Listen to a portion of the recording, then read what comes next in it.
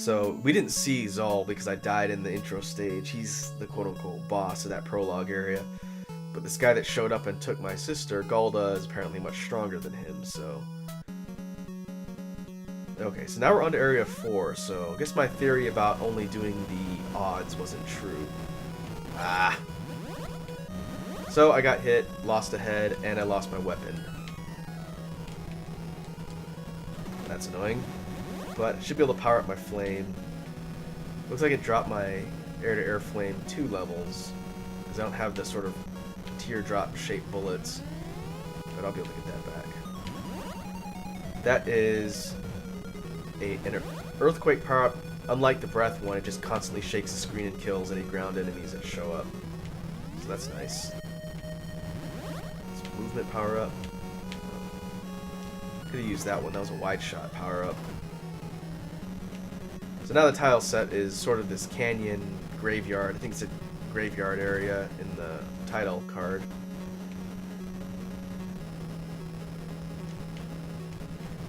These yellow things are points. Score.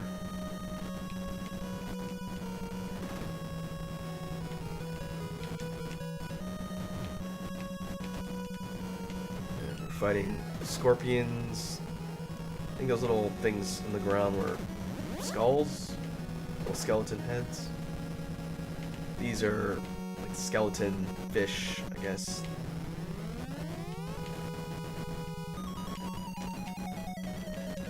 Yeah, I guess it's a skull. It's hard to tell. Pretty easy to take out, just air to ground shots. So let's see this. So that was a combination small power up, but wide. So now I'm a tiny dragon, but I have this spread shot, which is kind of useful. If you have multiple heads, it spreads out even more, which basically lets you hit everything on the screen, which is nice. So the boss of this area is a skeletal dragon. I gotta watch out for that. I think the bosses have less health. That guy went down pretty easily. So this is another fairy lady. The magical force of Galda made the people bad and turned them into beasts. What a jerk. Please slay Galda and change them back to their true forms. So that's interesting. I don't know if that's hinting that all these monsters and things that I'm fighting are actually people. Okay, so we just jumped from Area 4 to Area 7. So we skipped 5 and 6, and now we're under the ocean. This tile set, I think I mentioned it in the Guardian Legend Let's Play, but this level looks very similar to the second underwater stage and scrolling stages in Guardian Legend. Because I played this first, so that's what it reminded me of when we picked up Guardian Legend for that LP. And as you might imagine, for an obligatory under the sea stage, we've got all sorts of marine life, clams, fish, just shooting at us. Those are some pogo jumping squids.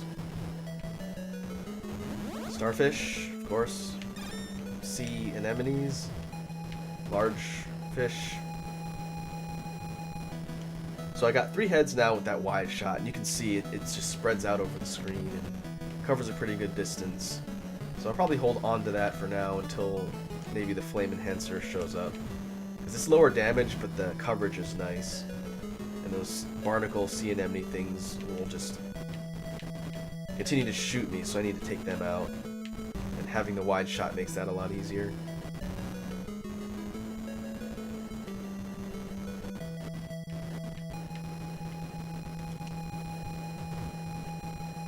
And I can't hit these guys. I guess they're technically considered air targets, so my ground shot doesn't work on them. But I can't hit anything behind me, so I just have to dodge. Not too bad.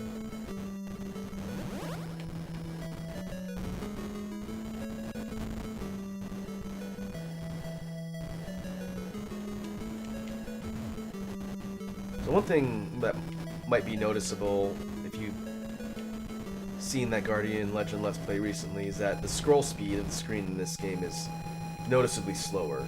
There's at least one stage where it scrolls a bit faster, but overall it's pretty pretty moderate pace. Those skulls will power me down. I don't want to hit those. But compared to the Guardian Legend, which was scrolling pretty quick in some levels, this game is not as bad. These things that keep poking their heads out will just... lost my spread shot. We'll just spray the area with bullets like that. So I'm trying to take them out as soon as they get on screen, or else I will die. Well, that's going to kick me back to, I think, halfway. Where is this?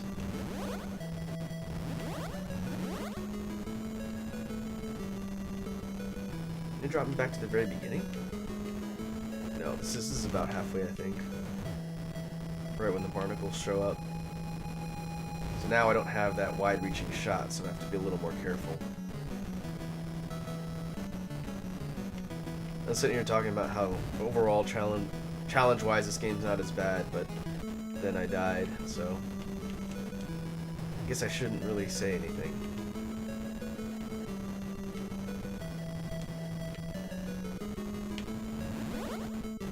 I guess compared to some of the later generation scrolling shooters like your Ikaruga or the Toho bullet hell shooters, this game's not too bad. And from what I've seen of the arcade version, they kind of pared it down a little bit for the console.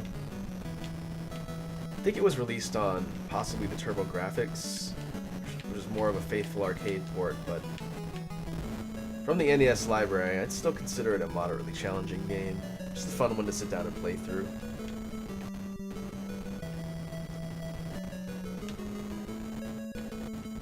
Alright, now I gotta be careful and not lose this, because that is a good weapon for the boss.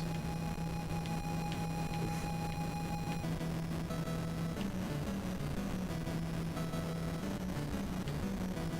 Not too bad.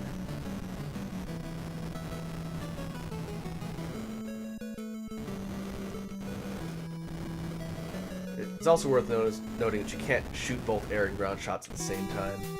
So that was a flounder type thing, and he died instantly. That idea about bosses having less health is probably more supported now. So Area 9, Dark Castle. This is technically the last stage of the game. I say technically because there is a stage 8, but we skipped it because we're on easy mode, so we're going to go towards the quote-unquote final boss of the game now. And it bears a pretty striking resemblance to the prologue stage, probably because it's supposed to be the same spot. It's like Galda moved into that other guy's territory, and now he lives here. So this is a mini-boss. It's a Hydra, 3-headed dragon. Ooh, I'm gonna get by that. And they died. They died very quickly. Sort of like the gatekeeper before the final boss. And I do know that this last level is truncated considerably for easy mode, because there's a whole bunch of other stuff that I didn't even go through. But now we're in the final stretch. We've got giant flaming meteors, or meatballs. These are actually from level 2, but we skipped level 2, so you guys didn't get a chance to see that. And it should be on the final boss now. This is last power-up chance.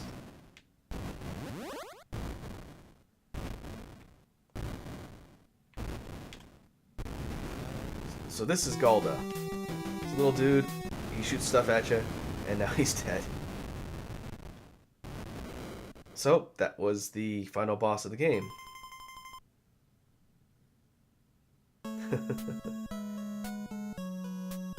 Oh, it was only a nightmare. I guess this is the sister saying this.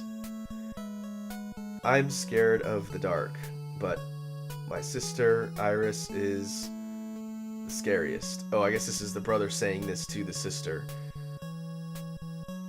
Legend of the Dragon.